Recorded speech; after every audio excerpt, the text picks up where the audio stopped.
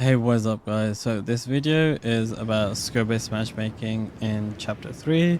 So a lot of people are wondering, has it changed? Has it got removed? And so I'll get straight into it.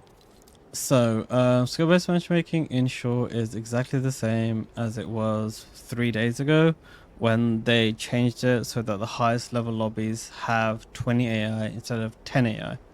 So let me just show you the website that I use. So it's a lot easier to explain.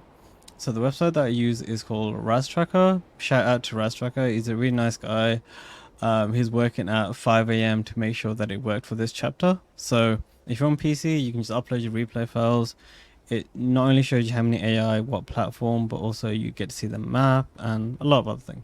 All right, so as you can see, if I'm playing on my main account, I will be in 20 AI lobbies, right? And about 20 PC players. So this is going to be about the same, regardless of how you do in the game, right?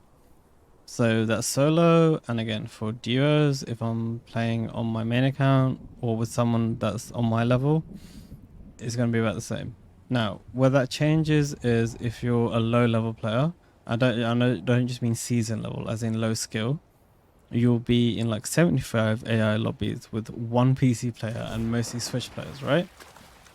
And same again is if you do duos with that person, it's going to be the lowest in the party. So as you can see, the 70 AI, 4 PC players, right? Now, that also begs the question, what determines a high or low skill player? The easiest way to explain that is if you're new or really bad at the game, you're going to be in this kind of lobbies, right?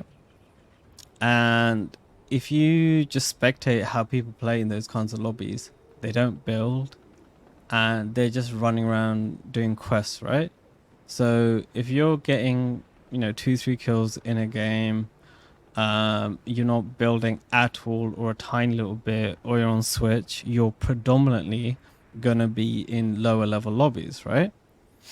Now, once you progress, so once you start building more, getting a lot of limbs, you're going to be bumped up, not straight away to 20 AI lobbies, but something like 36. You can see here 36 8 PC players, right?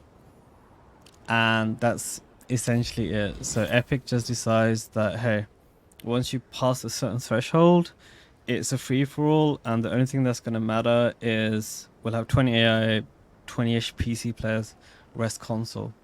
That is genuinely it.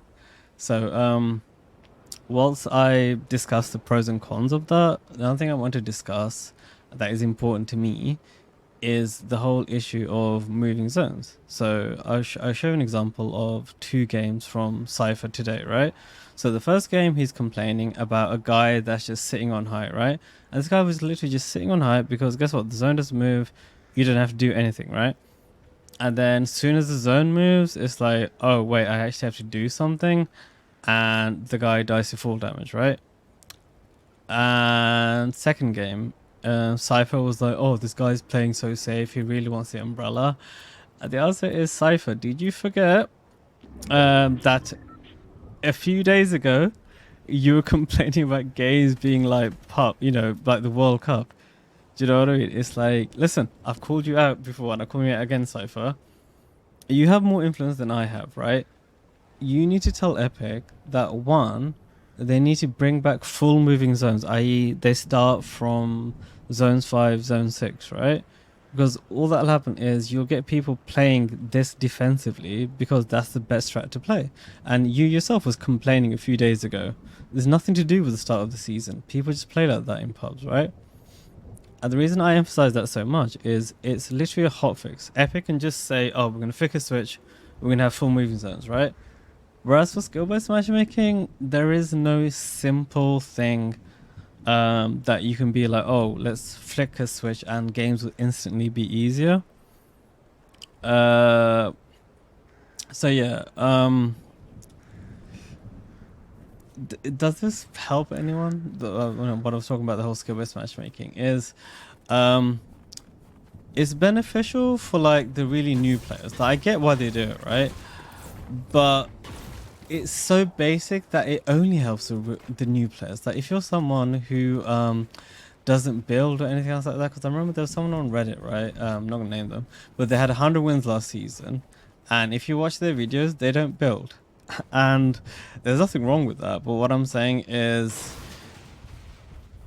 there needs to be more factors at play rather than, oh, do these people build? Oh, then they'll be in the lower level lobbies with like 80 AI, and the rest of the people, well, they can just go screw themselves. You know what I mean?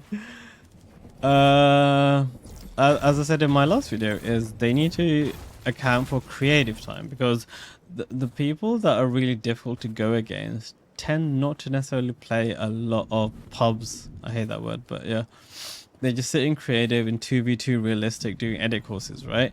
That needs to be accounted for. Or like they're champs players that play the occasional pub game, but because arena stats aren't counted, they're putting in a lot lower lobbies. And the argument always made is, oh, what if I want to chill out in pubs? The answer is you're not chilling out in pubs. You're still doing the whole piece control thing. Like, believe me, you can go up against, majority PC players. And yeah, I mean, it's something that definitely needs work. And yeah, oh shit, llamas are still in the game. Okay, well, that's yeah.